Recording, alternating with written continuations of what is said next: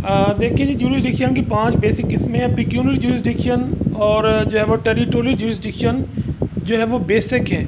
उसके बाद में जो पर्सनल ज्यूरिसडिक्शन है, एपीलेट ज्यूरिसडिक्शन है और एक और ज्यूरिसडिक्शन है, ये उनके अलावा ये इनकी ज़्यादा अहमियत है टेरिटोरियल और अपना पिक्यूनियर ज्यूरिसडिक्शन। इसलिए सीपीसी में इसको ज़ेरे बहस लाया गया। और टेरिटोरियल ज्यूरिसडिक्शन के अंदर मैं आपको बता दूं कि इसका बेसिक मकसद ये है कि एक अदालत की जो समात कार्रवाई है वो उसकी हदूद कितनी है, यानी कि एक अदालत के अंडर उसका कितना एरिया है, ठीक है ना।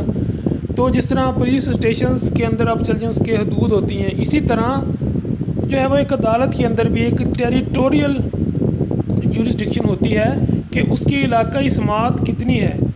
तो मैं आपको यहाँ पर उसके मुतल्लिक थोड़ा सा बता देता हूँ। ये मैंने आपको बेसिक उसका आइडिया दे दिया है। अब थोड़ा आगे चल के ऊपर पढ़ लेते हैं कि वो कह रहा है इंट्रोडक्शन के अंदर, at the common law action are either be real और a personal real action are with regard to the movable property while the personal action includes action of for the टोट अ पर्सन और a movable property of the suit of the contract an act may be also be mixed is the partly real and the partly personal.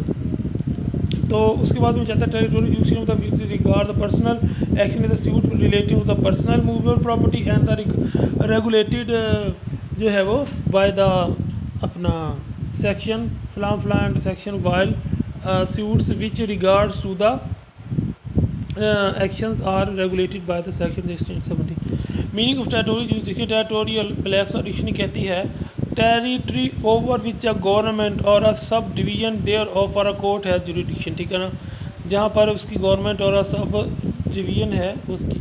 Relevant provision में following is the relevant importance of territorial jurisdiction to collect evidence, to know the circumstances of the case, convenience to the parties वगैरह वगैरह, ये सब आ जाता है territorial jurisdiction में।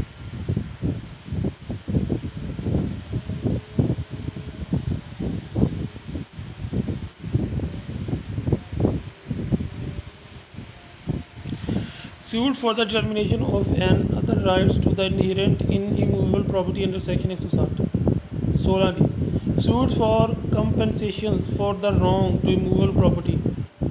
तो असल में ये आपको पढ़ने की चीज़ें हैं, इसके अंदर उसने सारा बताया है, मैं आपको बता देता हूँ उसका खुलासा सारा।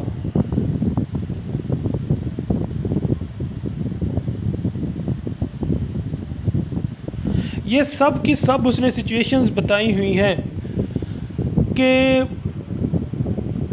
अदालत का इख्तियार समात कहाँ तक है। अदालत अगर कोई मिसाल के तौर पर मुख्तलिफ़ किस्म की इसके अंदर उसने डिस्कशन की है कि अगर एक आदमी का एक अदालत एक जगह पर केस चलता है और अगर अब वो दूसरी जगह पर उसने घर ले लिया है, वहाँ पर शिफ्ट हो गया है, तो अब उसका इख्तियार समात किधर जाएगा। अगर एक मिसाल है, मैं आपको मिसाल दूँ, एक औरत है, औरत को ये आईन पाकिस्तान ने हक़ दिया है कि वो जहाँ पर बैठी वहीं से अपना इख्तियार समात ले सकती है, यानी कि वहीं से अपना केस चला सकती है। मिसाल के तौर पर अगर एक औरत टोबा में बैठी है, ठीक है, तो वो अब जंग के अंदर वहाँ से उसको तलाक हुई है, तो वो टोबा की अदालत में केस कर सकती है, यानी कि वो जो उसका दूसरा अफ्रीका बंदा है होगा वो उसको जंग से आकर टोबे में केस अकेले आना पड़ेगा। लेकिन औरत को कानून जा देता है कि वो जहाँ पर है वहीं से जाकर अपना केस, उसको अदालत ये नहीं कहती कि आप जंग में जाकर केस करें, ठीक है। तो ये बहुत इंपॉर्टेंट, ये इसी को लाके इसको कहते हैं समात, और ये टेरिटोरियल जुरिडिक्शन, इसको समझने की ज़रूरत, आप समझ लें। मैं आपको नज़दीक आता तो इसका स्क्रीनशॉट ले लें, इसको पढ़ लें, आपको सारे का सारा टॉपिक बहुत क्लियर हो जाएगा।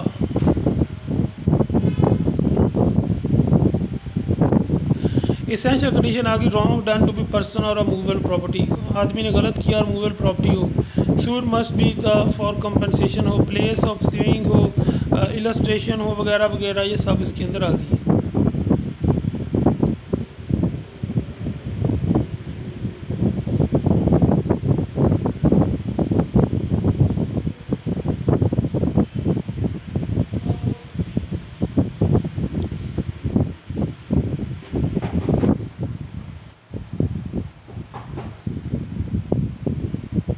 कंक्लूजन के अंदर हम इसका बता देते हैं कि It can be sum up this discussion by saying that territorial jurisdiction is a limitation upon the jurisdiction of the court conferred by the Section 9 of CPC. Territorial jurisdiction is to be determined on the basis of the things existing at the time of the institution of the suit and no to subsequent. बस ये कह रहा है same के अंदर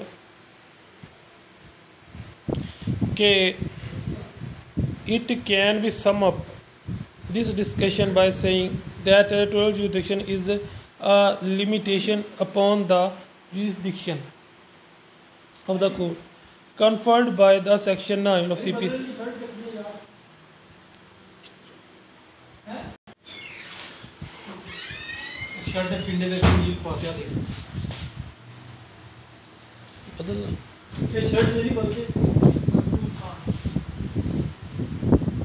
On the basis of things existing at the time of the institution of the suit.